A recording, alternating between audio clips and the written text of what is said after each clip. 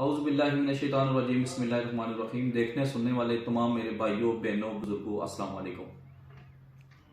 आपने स्टैंप जो लगानी है बैलेट पेपर के ऊपर, मिसाल के तौर पर यह खुशनूद अली लिखा हुआ है, पहले नंबर पर तीर का निशान है। आपने स्टैंप लगा के इसको फोल्ड इस तरह करना है। पहले आपने इस तरह फोल्ड करना है, फिर आगे आप जिस तरह मर्जी फोल्ड करके ये डाल दें बॉक्स के अंदर, लेकिन आपने इसको इस तरह फोल्ड नहीं करना। पहली बात ये।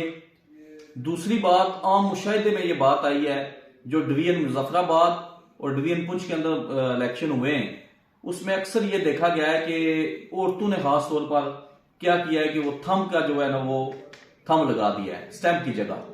तो ये आपने अपने घर में अपनी बहनों को, अपनी माओं को ये बात लाजमी बतानी है कि आपने नाम के ऊपर स्टैंप लगानी है, ना कि आपने अंगूठे का निशान लगाना है। ये आपने लाजमी हर सूरत पैगाम जो है ना घर में पहुंचाना है, घर घर पहुंचाना है। बहुत शुक्रिया।